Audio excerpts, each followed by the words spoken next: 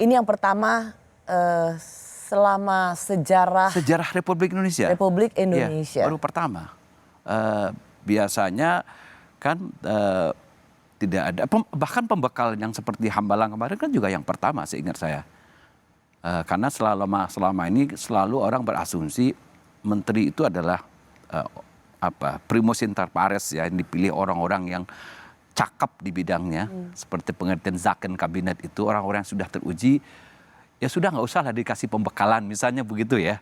Nanti cukup pembekalan itu arahan ketika rapat kabinet paripurna misalnya. Tapi kan tradisi ini oleh Pak Prabowo diubah kan. Kita udah lihat kemarin ada pembekalan di Hambalang gitu, mendatangkan beberapa pakar gitu ya, orang disuruh Jadi bukan apapun. Jadi setiap metode pembekalan seorang presiden kepada menteri, apa yang dilakukan oleh Prabowo ini adalah pertama kali sepanjang sejarah. Betul. Saya hanya membayangkan begini, Prof, bahwa 6 bulan kabinet akan dievaluasi dan rasanya jarang kalau dalam 5 tahun itu tidak ada reshuffle. Betul. Kalau pelatihan ini dianggap sebagai sesuatu yang sangat berat dan assessment yang cukup pertama dulu rumit, itu mungkin yang mereshuffle atau pengganti akan lebih beruntung kan, jadi nggak usah harus ke Magelang atau siapapun yang menggantikan tetap harus ke Akmil, harus tetap ke Lembah Tidar. Saya tidak tahu ya, misalnya kan itu Pak Presiden sendiri yang tahu persis apa yang dia ingin ketika membawa orang ke Lembah Tidar ini. Tapi apakah ini semacam reminding again gitu loh, mengingatkan kita dan tidak hanya menteri kita semua bahwa bangsa ini dibangun, dipertahankan dengan semangat kejuangan. Itu kan doktrin militer begitu. Semangat kejuangan itu bermula dari Lembah Tidar. Mungkin selama ini kita sudah mulai melupakan nilai-nilai itu, mungkin ya. Dan sekarang saatnya reminding, mengingatkan kembali bahwa nilai-nilai ini penting. Dan kita mulai dari menteri misalnya. Tadi yang baru saya katakan, bangsa ini bangsa yang wataknya adalah patronase. Jadi dia melihat ke atas.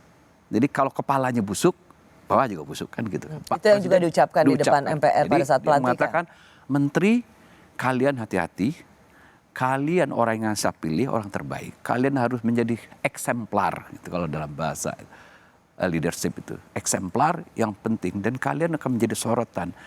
Apa-apa yang kalian tampilkan, termasuk juga nilai-nilai yang kalian anut, tolong diluruskan dulu. Kira-kira begitulah. Dan sekarang kita mulai lagi from the beginning. Bangsa ini dimulai perjuangan dari, kan beliau mengutip Pangeran Diponegoro gitu kalau nggak salah saya. Itu di pidatonya kan memulai dari Lembah Tidar. Ya. Di sini nilai kejuangan itu dibangkitkan lagi. Gitu. Prof, kita akan dengar lebih lengkap apa yang dikatakan oleh Presiden Prabowo, mengapa Lembah Tidar menjadi pilihannya. Ini dia. Saya sangat mengutamakan kerjasama sebagai tim. Untuk itu, dalam waktu dekat, saya akan mengajak saudara-saudara ke Magelang, di mana kita akan melaksanakan beberapa hari menambah pembekalan. Kemudian kita akan adakan koordinasi di tempat di Magelang, Jawa Tengah, di kawasan Akademi Militer.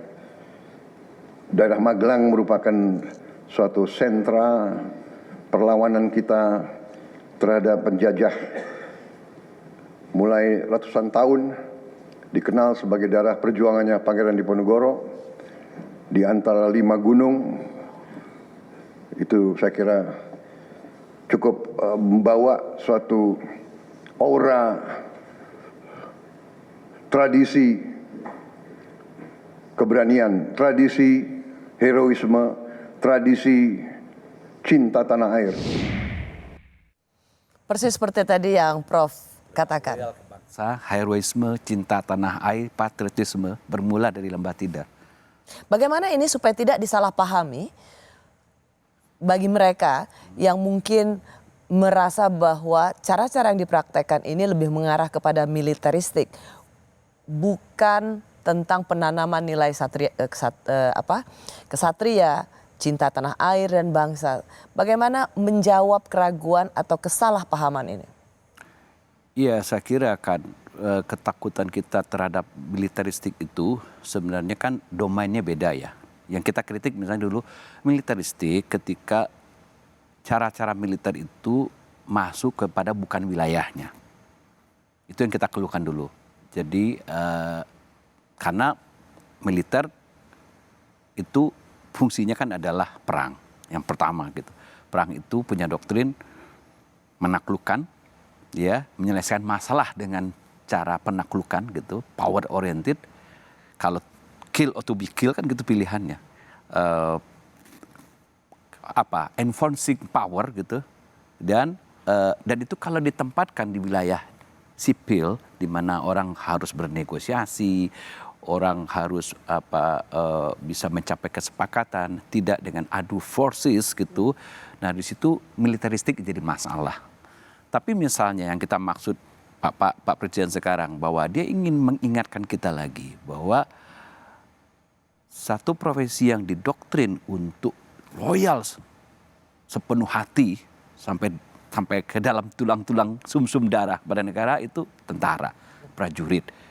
Loyal, disiplin, ya, tidak pantang menyerah, heroisme, dan kerja all out untuk membela negara.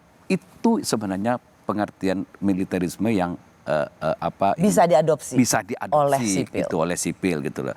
Tapi bukan berarti misalnya penggunaan kekerasan gitu ya, cara-cara militeristik yang tidak pada tempatnya itu memang kita harus kritik keras gitu loh ya, karena ini kalau kita melihat pembekalan di Akmil, di Lembah Tidar, menurut Anda ini adalah sebatas pembekalan untuk menggembleng mental dan loyalitas pada tugas mengabdi pada negara dan menjalankan panggilan sejarah. Terlihat secara eksplisit dari pengantar Pak Presiden pada waktu pembukaan rapat paripurna itu kan. Saya ingin kita membangun soliditas yang kuat. Saya tidak ingin Anda punya semangat yang lembek. Tugas kita ke depan besar, ya. Saya punya mimpi-mimpi besar untuk membuat bangsa ini menjadi bangsa besar. Dan saya perlu orang-orang yang tangguh, kan kira-kira itu pesan yang ingin disampaikan. Menarik yang dikatakan oleh Prof. Hamdi Muluk, kita tidak tahu bahwa Presiden Prabowo menempatkan orang-orang di sana selama 3 hari ini. Dalam mereka yang tinggal di tenda, outbound activities, itu ada yang mengobserv atau memperhatikan satu persatu bila memang memungkinkan. Dan seperti tadi Prof. Hamdi Muluk katakan, sebagai seorang psikolog, ketika sudah berada dalam kebersamaan di alam, maka akan kelihatan watak aslinya. Biasanya ada aktivitas memancing itu keluar nanti. Dibikin konflik, dibikin aktivitas gitu. Yang itu namanya group dynamic itu. Saya nggak tahu, saya nggak tahu persisnya apa nanti yang terjadi di situ.